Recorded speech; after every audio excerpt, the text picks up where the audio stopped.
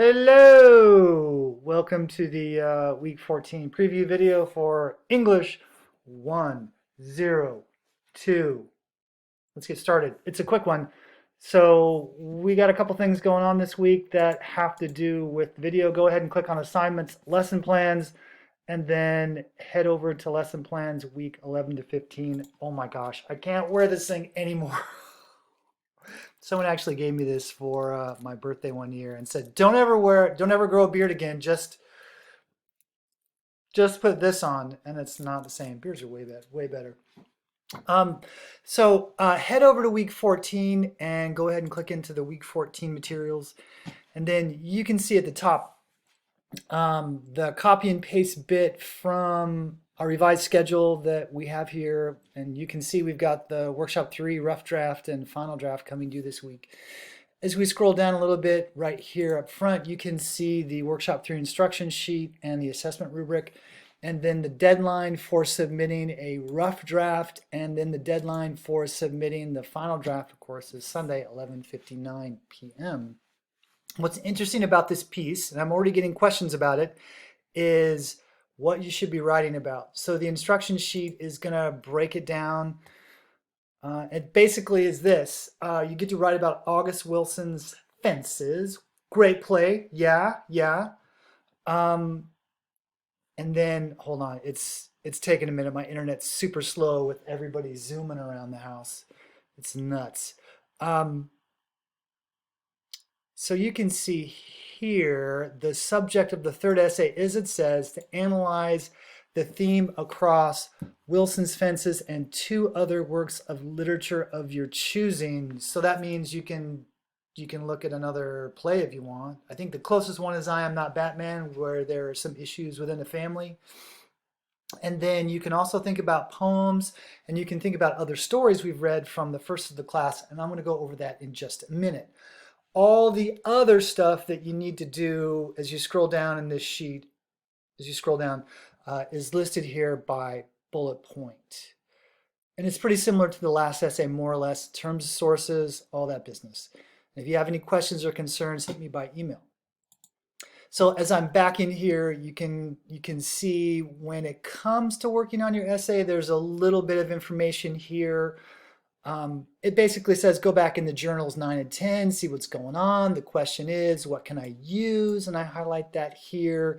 This is reminding you guys also a little bit about cultural criticism, how that works, and how you should probably be thinking about how to use new historicism as well. That's listed here.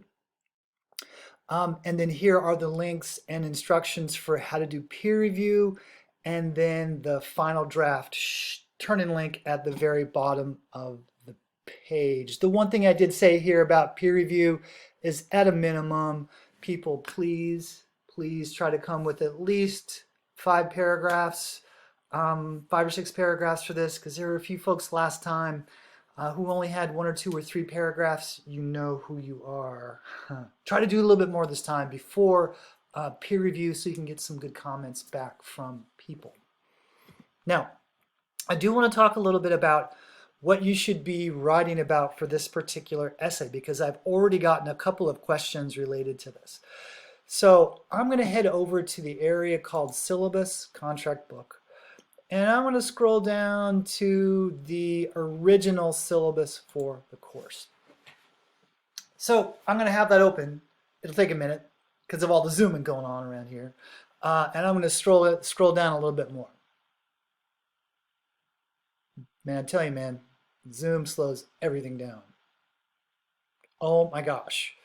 Okay, here we go. I'm scrolling to the bottom to the topical guide for our course, and I wanted to be able to highlight a couple of things that I think you could potentially use when we start to think about themes across genres. So when I mean genres, I mean plays, poems, and stories. So basically you have to have an idea in mind about what you think is happening in each of those genres. So if we looked at Fences, as you recall, there's a whole lot of stuff going on with the family dynamic that had to do with relationships within that particular family between Troy and Corey and his wife. between Troy, his wife, and Corey. I make sure I got to get that right. But as I scroll down, I've kind of highlighted a couple of things in blue, as you guys can see here. If we're thinking about maybe discussing family dynamics, I've highlighted a couple of stories. Two Kinds by Amy Tan, as you can see, was a story with a lot of conflict, as was Famine, a story with a lot of conflict. Courting a Monk, another circumstance with a family dynamic that's got some conflict going on and people sort of acting certain ways based on the way the family dynamic works. Same for everyday use. So a person could potentially look at Fences, talk about the family dynamic, how the relationships are working, and then maybe transition to some discussion into any one of these stories, and continue that discussion to see how that theme sort of moves across from Fences into other places. You like what I did there? It's supposed to be like a line, but never mind. As I scroll down here a little bit more, we're going to move into the poetry section. And I've highlighted some others here in blue as well that you could potentially do the same thing with. Many of you in journals talked about the problematic nature of the poem My Papa's Waltz. And then as you start to think about a little bit about how the dynamic of the African American experience has been working through the years, look at the poems highlighted here on Being Told I Don't Talk Like a Black Person, Africa by Angelou, The Negro Speaks of Rivers by Langston Hughes. So there are different kinds of connecting points as you start to think about how that idea moves through different genres. Also, Ballad of Birmingham and the poem Talk. There's a whole bunch of ways that you could connect Fences. And so it's not just by trying to connect the plays that we looked at, but start to think more broadly about themes across fiction and poetry. I don't think I highlighted anything more. No. I did like how there was connection between Fences and I Am Not Batman in terms of the conflict and how people attempt to resolve conflict.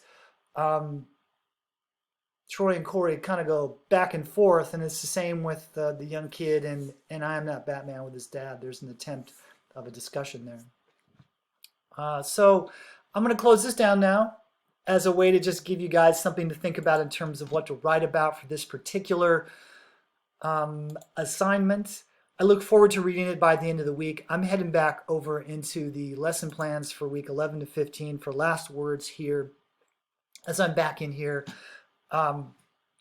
keep in mind that all this bit up here is just background information about how to do stuff when it comes to MLA. So if you have any questions or concerns, refer to that. If you want me to look at anything related to your work, please email me. Let me know what you're thinking, and I'll gladly provide information, my 2 cents on what you got going on.